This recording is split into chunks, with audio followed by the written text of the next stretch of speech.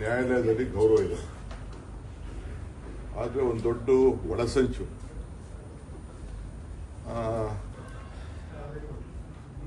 ಇನ್ನೇನು B report file ಮಾಡೋಂಥ ಸಂದರ್ಭದಲ್ಲಿ ಸಿಬಿಐನವ್ರು ತೆಗೆದುಕೊಂಡು ಒಂದು ದೊಡ್ಡ ಕಿರುಕುಳ ನೀಡಿ ಈ ಪ್ರಕರಣ, ಯಾಕೆಂದರೆ ಟ್ರಯಲ್ ಎಲ್ಲ ನಾವು ನೋಡಿದ್ದೇವೆ. ಸೊ ಒಳಸಂಚಿನಲ್ಲಿ ಇವತ್ತು ವಿನಯ್ ಕುಲಕರ್ಣಿನ ತಿಳಿಸಿದ್ದಾರೆ. ಇನ್ನು ಬೇಕಾದಷ್ಟು ಅವಕಾಶ ಇದೆ. ನಾನು ಚರ್ಚೆ ಮಾಡಿದ್ದೇನೆ ಅವ್ರ ಜೊತೆ, ಕುಟುಂಬದಲ್ಲಿ ಕೇಳಿದ್ದೇನೆ. ಅವ್ರು ನಂಬಿರೋಂಥ ದೇವ್ರ ಮೇಲೆ ಎಲ್ಲ ಕೂಡ ನನ್ನ ಹತ್ರ ಸತ್ಯ ಮಾಡಿದ್ದಾರೆ, ನಾನು ತಪ್ಪು ಮಾಡಿಲ್ಲ ಅಂತ.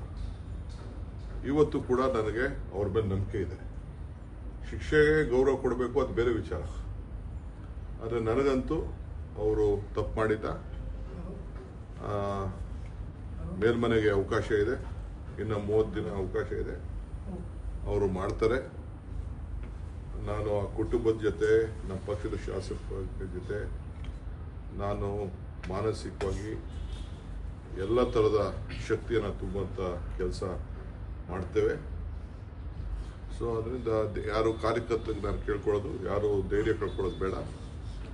ನ್ಯಾಯಾಲಯಕ್ಕೆ ಯಾವುದಾದ್ರು ನ್ಯಾಯಕ್ಕೆ ಸತ್ಯ ಸಿಗ್ತದೆ. ನನಗೇನಾಯಿತು, ನಾನು ಬೇಕಾದಷ್ಟು ತೊಂದರೆ ನನಗೂ ಸಂಚಿನ ಮೇಲೆ ಅನುಭವಿಸಿದೆ. ಕೊನೆಗೆ ಸುಪ್ರೀಂ ಕೋರ್ಟಲ್ಲಿ ನನಗೆ ನ್ಯಾಯ ಸಿಕ್ತು ಇಡೀ ಕೇಸ್ನಲ್ಲಿ. ಹಂಗೆ ಮೇಲ್ಮನೆ ಕೋರ್ಟ್ಗಳಿದೆ, ಮೇಲ್ಮನೆ ಕೋರ್ಟಲ್ಲಿ ನ್ಯಾಯ ಸಿಗ್ತದೆ ಅನ್ನೋ ಒಂದು ವಿಶ್ವಾಸ ನನಗಿದೆ. ಸರ್, ಒಳಸಂಚು ಅಂತ ಅಂದ್ರೆ ಯಾರ ಕೈವಾಡಗಳಿರುವ ಎಲ್ಲ ಟೈಮ್ ಬಂದು ಹೇಳ್ತೀನಿ. ಸಿಬಿಐಗೆ ಹಾಕುವಂತ ಸಂದರ್ಭ ಏನಿತ್ತು, ಸಿಬಿಐ ಕೊಡುವಂತ ಸಂದರ್ಭ ಏನಿತ್ತು, ಸಿಬಿಐ ಕೊಡಿಸ್ತೀನಿ ಅಂತ ಹೇಳುವಂತ ಸಂದರ್ಭ ಇತ್ತು.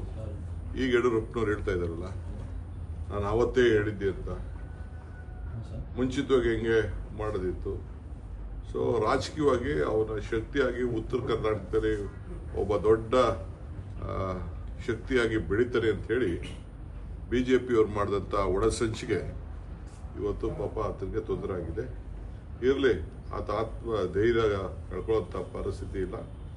ಇದು ರಾಜಕಾರಣದಲ್ಲಿ ಇವೆಲ್ಲ ಹೋರಾಟ ಮಾಡಲೇಬೇಕು, ಹೋರಾಟ ಮಾಡ್ತಾರೆ. ಸರ್, ಹಿರಿಯ ಶಾಸಕರು ದೆಹಲಿಗೆ ಬಂದಿದ್ರು, ಅವರ ಒತ್ತಾಯ ಮಾಡ್ತಿದ್ರು. ಏನಿಲ್ಲ, ಅದೆಲ್ಲ ಅವ್ರಿಗೆ ಬಿಟ್ಟಿದ್ದು ಪಾಪ ಅವರೆಲ್ಲ. ಬಟ್ ಯಾವುದೋ ತಂಡ ಅಂತ ಹೇಳ್ತಿರಲ್ಲ, ಯಾವ ತಂಡನೂ ಇಲ್ಲಿಲ್ಲ. ಸಿದ್ದರಾಮಯ್ಯ ತಂಡನೂ ಇಲ್ಲ, ಡಿ ಕೆ ಶಿವಕುಮಾರ್ ತಂಡನೂ ಇಲ್ಲ. ಸಿದ್ದರಾಮಯ್ಯನವ್ರು ಹೇಳಿ ನನ್ನ ತಂಡ ಇದು ಅಂತ, ಆಗ ಒಪ್ಕೋಬೋದು. ಸಿದ್ದರಾಮಯ್ಯನವ್ರು ಹೇಳ್ತಾ ಇಲ್ಲ, ನಾನು ಹೇಳ್ತಾ ಇಲ್ಲ. ಸಿದ್ದರಾಮಯ್ಯನವ್ರು ಮುಂಚಿತವಾಗಿ ಜಯಚಂದ್ರ ಬಂದಿದ್ರಪ್ಪ, ಸಿದ್ದರಾಮಯ್ಯ ತಂಡ ಅಂತ ಹೇಳಕ್ಕಾಯ್ತಿದೆ. 78ರಲ್ಲಿ MLA ಆಗಿದ್ರು. ಅವರೇನು ಪುನರ್ರಚನೆಗೆ ದೆಹಲಿ ಹಂತಕ್ಕೆ ಬರುವಂತಹ ಪರಿಸ್ಥಿತಿ ಮುಖ್ಯಮಂತ್ರಿಗಳು, ಚೀಫ್ ಮಿನಿಸ್ಟರ್ ಅದಕ್ಕೆ ಉತ್ತರ ಕೊಡ್ತಾರೆ. ಇವತ್ತು ಬೆಳಗ್ಗೆ ಯಾವುದೋ ಪೇಪರ್ಲೆಲ್ಲ ಬರ್ದಿದ್ರು, ಪಾಪ ಜಮೀನ್ ಹತ್ರ ಮಾತಾಡೋದಿಲ್ಲ, ನಾನು ಹತ್ರ ಮಾತಾಡೋದಿಲ್ಲ, ಕ್ಯಾಬಿನೆಟ್ ಅಲ್ಲಿ ಚರ್ಚೆನೂ ಬರಲಿಲ್ಲ. ನಾನು ಕ್ಯಾಬಿನೆಟ್ ಮುಗಿಸ್ಕೊಂಡು ನಂದೇನೋ ಕುಟುಂಬದ ಕೆಲಸ ಆಯ್ತು, ಅರ್ಜೆಂಟ್ ಅಲ್ಲಿ ಹೊರಟೋದೆ. ಅದು ಬಿಟ್ರೆ ಬೇರೆ ಯಾವುದೂ ಇಲ್ಲ. ನನಗೆ ಆ ವಿಚಾರದಲ್ಲಿ ಯಾವ ಹೈಕಮಾಂಡ್ ಏನ್ ಹೇಳಿರ್ತದೆ, ನಾನು ಚೀಫ್ ಮಿನಿಸ್ಟರ್ ಕೆಲವು ವಿಚಾರ ಮಾತಾಡಿದ್ದು, ಸಿಎಂ ಕೆಲವು ನಿರ್ಧಾರಗಳು ತೆಗೆದುಕೊಂಡಿದ್ದಾರೆ, ಪಕ್ಷ ಕೆಲವು ನಿರ್ಧಾರ ತೆಗೆದುಕೊಂಡಿದೆ. ಇಷ್ಟ. ಮುಸ್ಲಿಂ ನಾಯಕರು ಟಾರ್ಗೆಟ್ ಆಗ್ತಾ ಇದ್ದಾರೆ. No Muslim. ಕಾಂಗ್ರೆಸ್ ಪಕ್ಷ ಮುಸ್ಲಿಮ್ಸ್ಗೆ ನಾವು ಸಹಾಯ ಮಾಡಿದಷ್ಟು, ರಕ್ಷಣೆ ಮಾಡಿದಷ್ಟು ಪ್ರತಿ ಒಂದು ಸಂದರ್ಭದಲ್ಲೂ ಕೂಡ ಬೆನ್ನೆಲುಬಾಗಿ ನಿಂತಿರೋದು.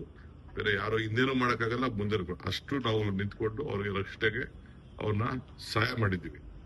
ಒಂದು ಸೀಟ್ ಅವ್ರದಲ್ಲ, ಸೀಟ್ ಅದು. ಈ 30 ವರ್ಷ 40 ವರ್ಷದಿಂದ ಶಿವಶೇಖರಪ್ಪ ಕಾಪಾಡ್ಕೊಂಡು ಬಂದಿರೋ ಜನಸಂಖ್ಯೆ ಇತ್ತು, ಕೇಳೋದ್ ತಪ್ಪಿಲ್ಲ. ಅವರೆಲ್ಲ ಜಮೀರು, ನಜೀರು, ಜಬ್ಬಾರು ಎಲ್ಲ ಒಪ್ಕೊಂಡೇ ಸೀಟ್ ಕೊಟ್ಟಿರೋದು. ಫಲಿತಾಂಶ ಬರಕ್ಕಿಂತ ಮುಂಚೆ ಈ ರೀತಿಯ ನಿರ್ಧಾರಗಳು ಕೆಲವು ರಿಪೋರ್ಟ್ಸ್ ಬಂದಿದೆ, ಆ ಪ್ರಕಾರ ತೀರ್ಮಾನ ಮಾಡಿದ್ದಾರೆ. ಇನ್ನಷ್ಟು ಹೆಚ್ಚಿನ ಮಾಹಿತಿಗಾಗಿ ಫಾಲೋ ಮಾಡಿ ಬ್ರಿಗೇಡ್ ನ್ಯೂಸ್ ಕನ್ನಡ.